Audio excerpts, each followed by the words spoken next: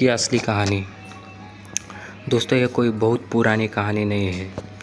एक दिन एक लड़का एक कंपनी में काम कर रहा था। वो किसी के भूत प्रेत पर विश्वास नहीं करता था। वो भूतों और आत्माओं को मन का ब्रह्म मात्र मानते थे। एक दिन उनकी कंपनी में कुछ ऐसा काम बढ़ गया कि जिसने उन्हें घर वापस आने में बहुत देर हो गई। वो देर रात ऑफिस से निकला था। वो अपनी बाइक पर था। कुछ दूर चलने के बाद उसकी बाइक खराब हो गई। अब वो अपनी बाइक पैदल ही ले गया। कुछ दूर चलने पर उसे एक बस स्टॉप दिखाई दिया। वह वहाँ कुछ देर तक रुका। एक साधु उसके पास आकर बैठ गया। साधु हमेशा अपनी बीड़ी रखता था, जिसे अजीब तरह से पी रहा था। वह लड़का भी अजीब बोगरीब बर्ताव करता था। वह उस साधु से भी बात करने लगा। इस बालक ने बातों ही बातों में कह दिया, बाबा, मैं किसी भूत में विश्वास नहीं करता, ये सब सिर्फ झूठ है।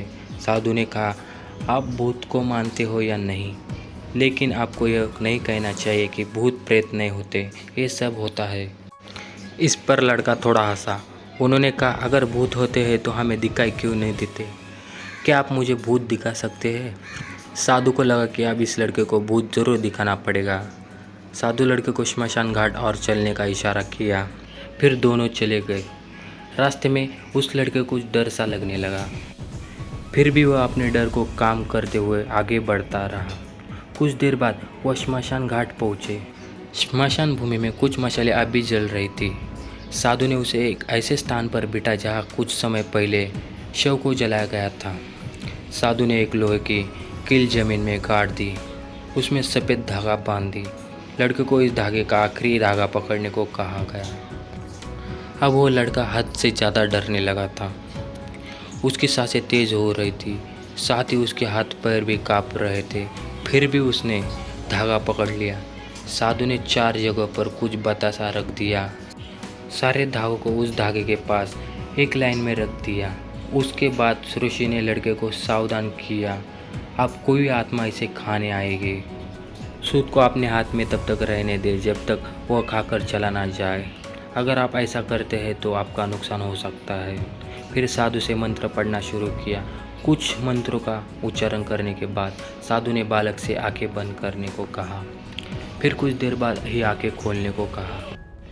जब उस लड़के ने अपनी आँख खोली तो वो क्या देख रहा था, वह उस पर विश्वास नहीं कर सका। वास्तव में 4 आत्माएं थी जो बतासे खा रही थी।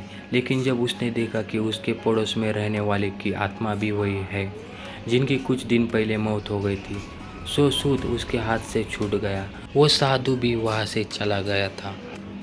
यह सब देखकर लड़का श्मशान घाट से घर की तरफ भागता है, लेकिन कोई उसका नाम बार बार पुकार रहा था। पीछे से उसे कोई तरह की आवाज़ें सुनाई दे रही थी। लड़के ने पीछे मुड़कर नहीं देखा। घर जाकर उसने सारी बात अपने माता पिता को बताई। इसके बाद वो अपने कमरे में सो गया।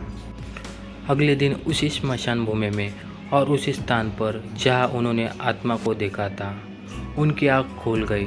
इसके बाद वो मानसिक रूप से बीमार रहने लगा।